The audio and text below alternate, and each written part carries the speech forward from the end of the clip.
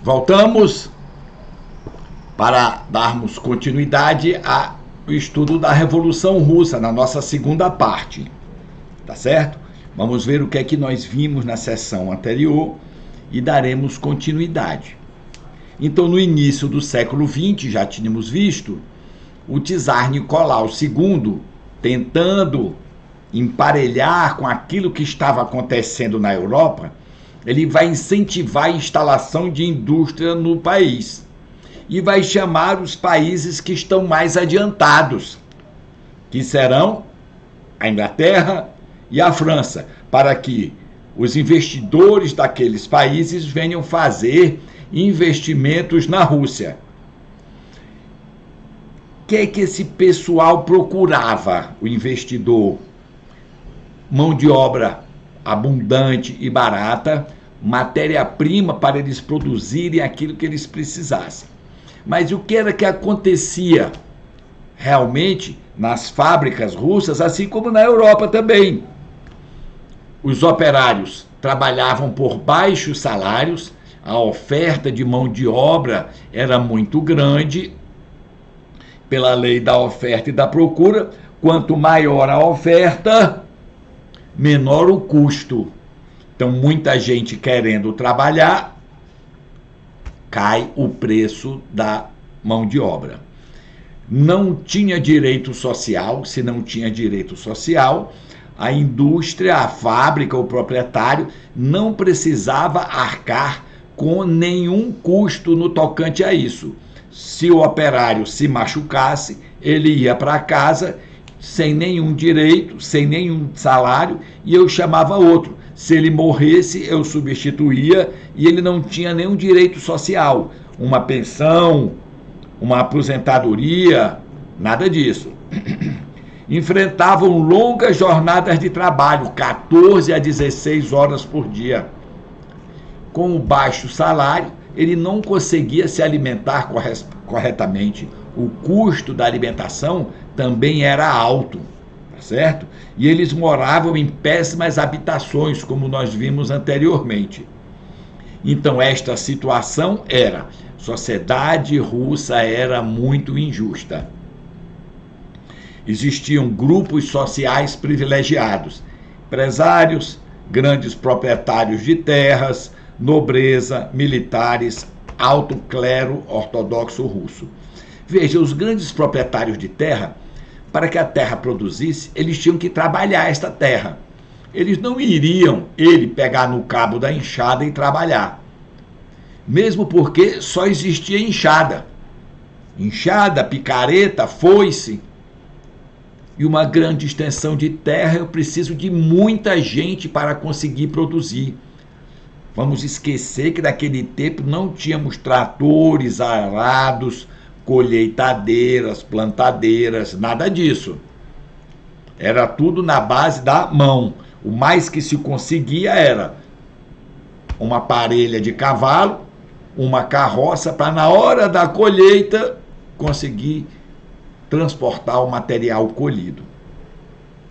Então, os empresários e os grandes proprietários de terra baseavam o crescimento da sua fortuna no baixo salário que era pago ao trabalhador.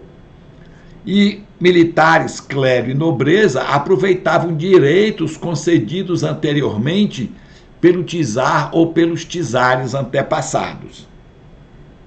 Muito bem. Então, de toda esta situação de muita injustiça social, um dos homens que nós já vimos, Stalin, vai aderir ao socialismo. Em 1898 é fundado um partido, Partido Operário Social Democrata Russo. Esse partido, os intelectuais que trabalharam para a sua fundação, se baseavam em Karl Marx e Friedrich Engels e nas ideias de Lenin, que já estava trabalhando nesta área. Stalin, cuja mãe havia matriculado o filho em um seminário para que ele tivesse uma vida melhor no futuro, é expulso do seminário pela sua conduta e ele vai para o partido.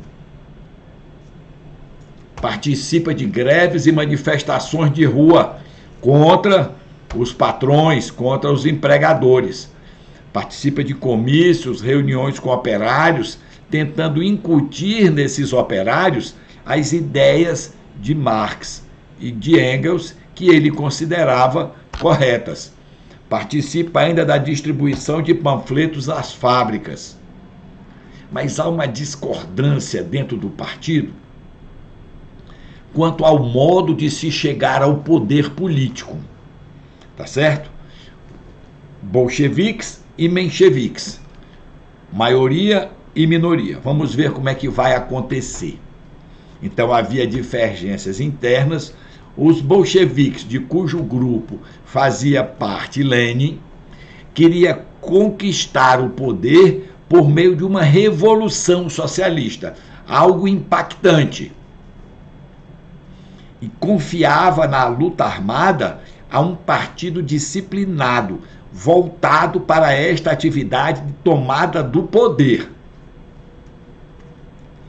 Soldado, operário e camponês.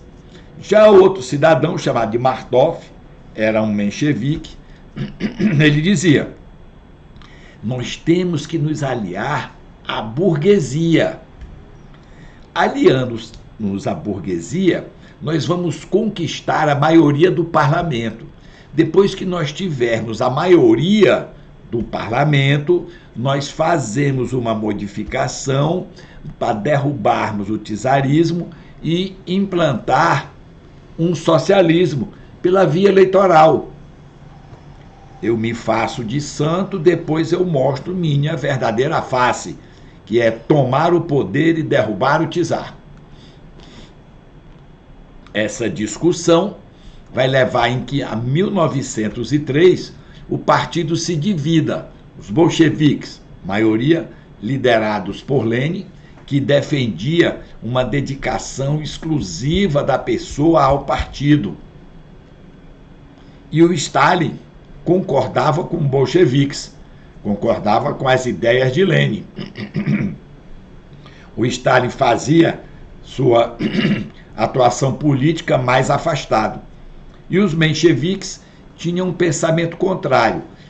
Dizia que qualquer pessoa pode participar do partido, não obrigatoriamente dedicação exclusiva.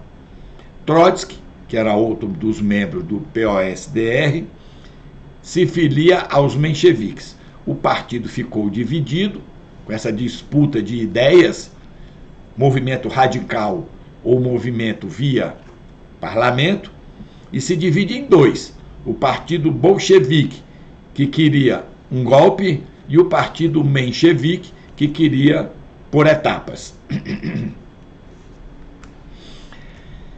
A Rússia, muito grande, tinha a sexta maior marinha do mundo, entra numa disputa contra o Japão, que já tinha sido pressionado para se industrializar e se ocidentalizar.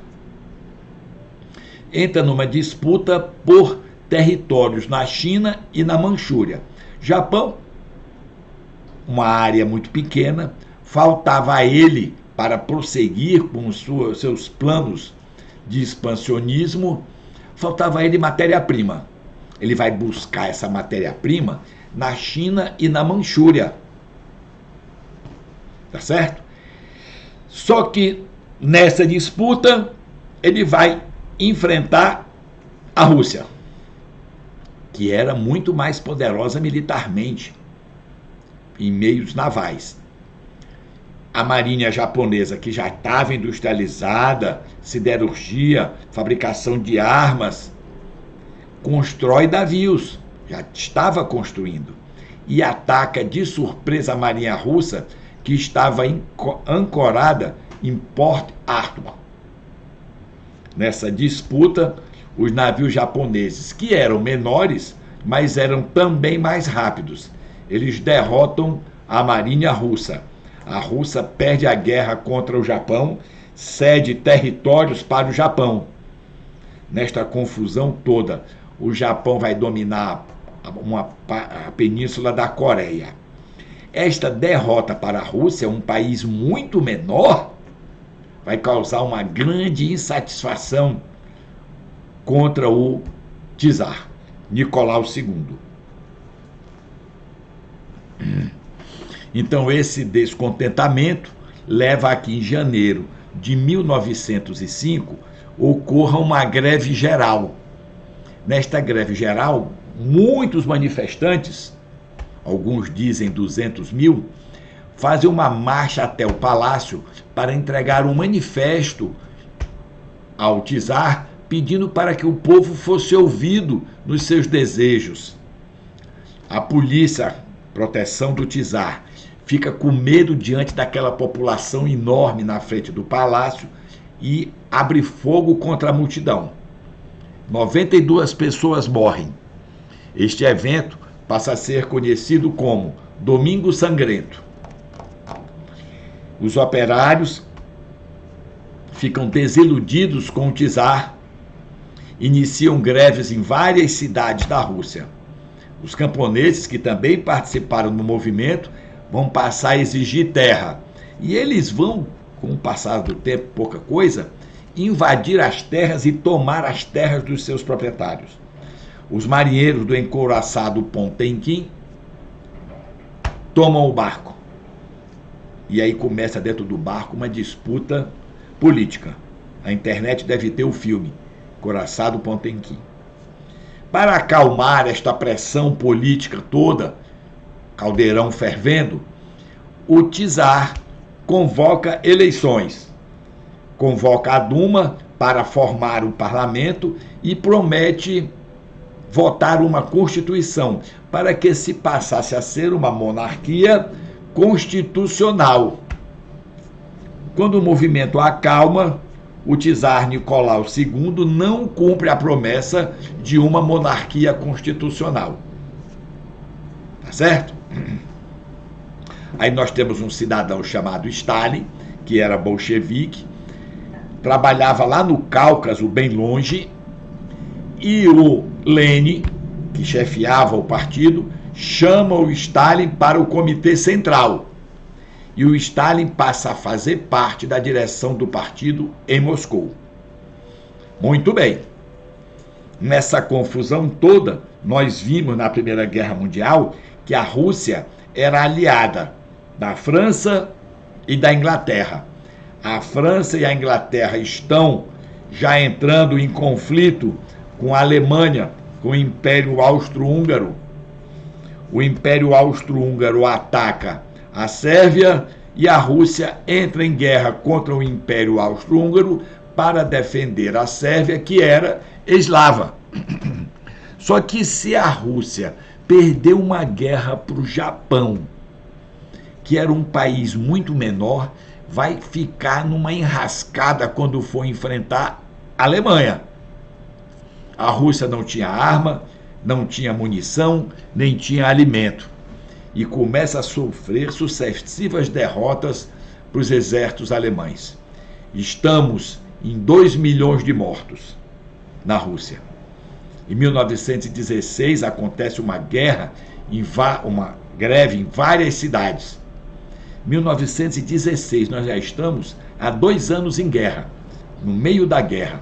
Soldados abandonando os postos, voltando para as suas cidades, que não era bem para a cidade, ele voltava para o interior que ele trabalhava, aquela terra escondida que ninguém nem sabia que ele existia. E a Rússia entra num colapso econômico, no meio de uma guerra. Como é que eu sustento uma guerra com a economia quebrada?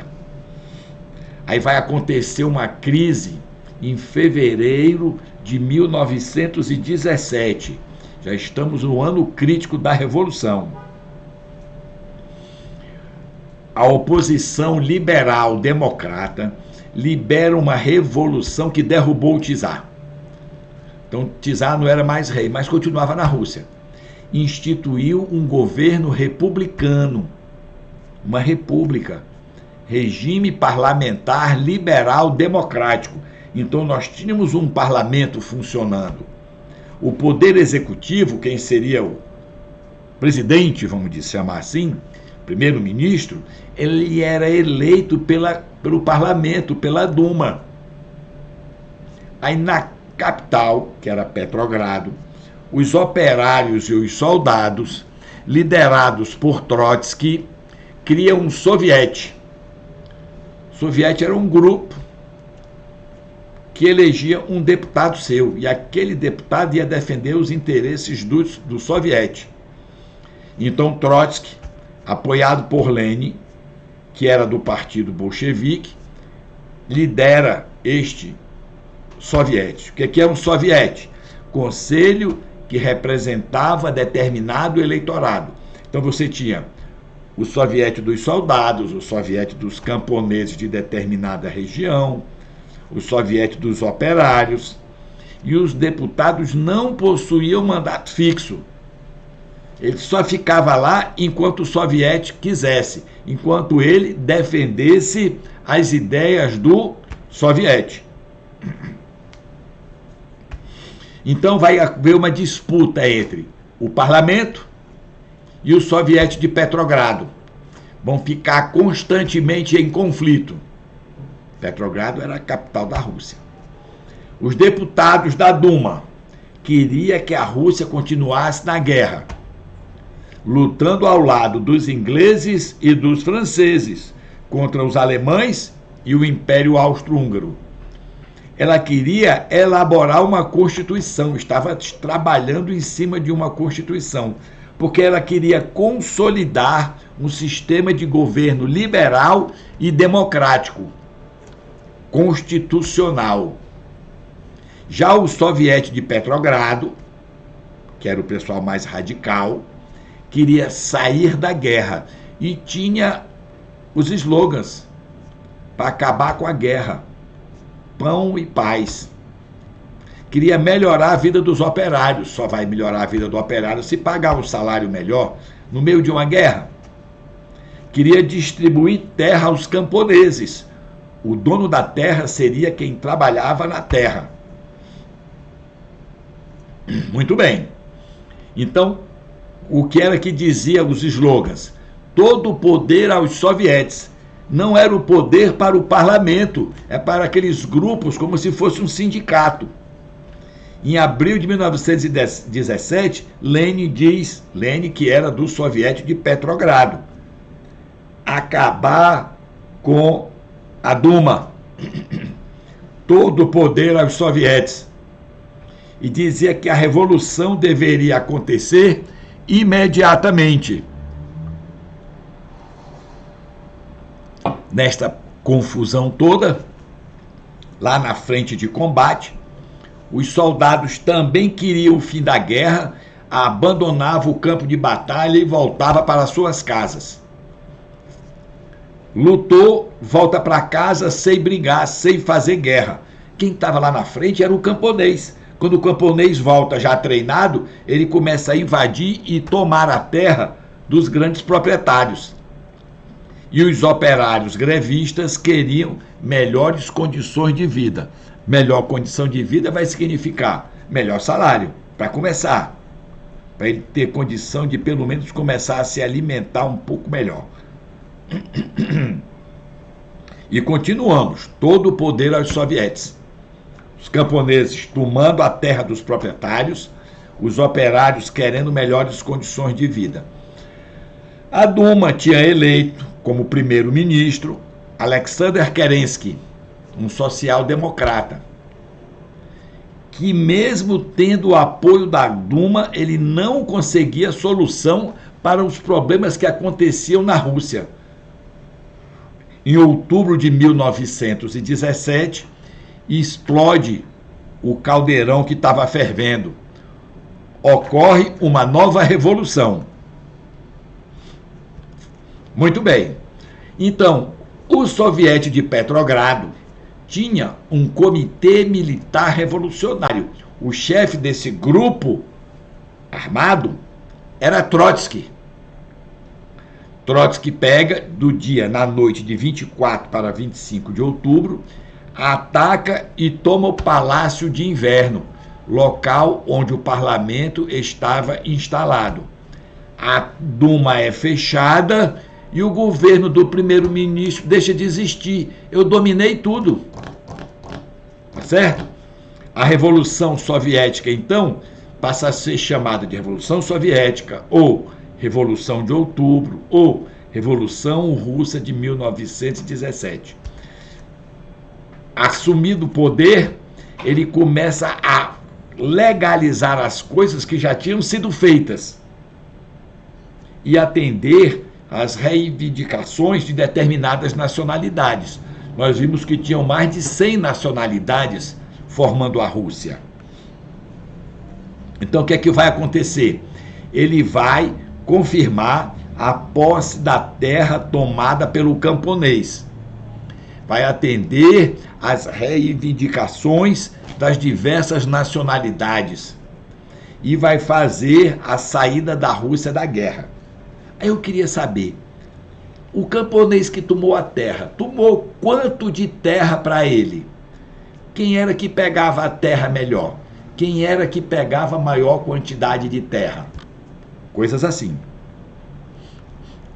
E aí, com a vitória da Revolução, a Rússia vai sair da guerra e vão assinar o Tratado de Brest-Litovsk. Aqui está a assinatura do Tratado de Brest-Litovsk, onde os russos assinaram um acordo de paz com os alemães.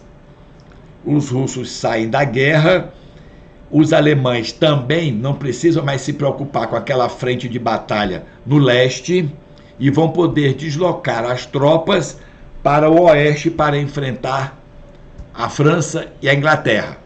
Neste acordo de paz, a União Soviética perdeu muito.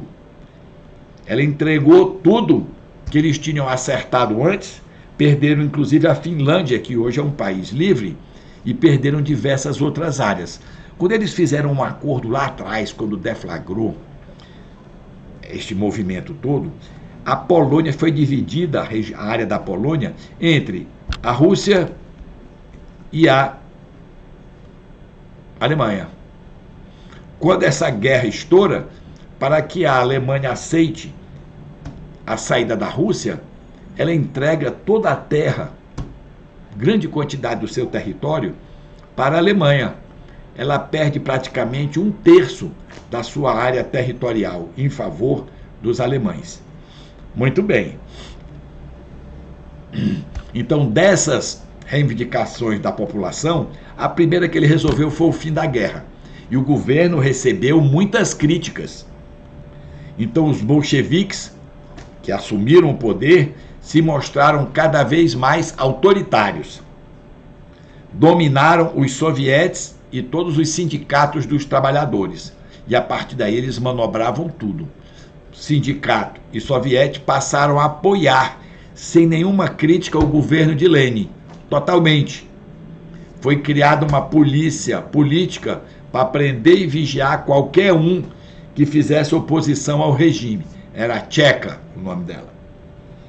Em 1918, dissolve a Assembleia Nacional Constituinte, que estava preparando uma nova Constituição para que o país seria uma monarquia absolutista, passaria a ser um governo constitucional, não mais, sem Constituição. E aí eles mudam o nome do partido para Partido Comunista. E aí o partido vai começar a fazer a prática socialista. Vai estatizar grandes empresas. Banco, empresa de seguro, estrada de ferro, siderurgia, empresa de comércio exterior. E pequenos e médios empresários mantiveram seus negócios. Banco, empresa, estrada de ferro, siderurgia, empresa de comércio exterior, é a infraestrutura do país. Eles passaram a dominar tudo. E aí, antes desse movimento, os camponeses tinham tomado terra dos grandes proprietários. A guerra acontecendo. No ano seguinte, o preço do produto agrícola foi tabelado pelo governo. Os camponeses não aceitaram o tabelamento.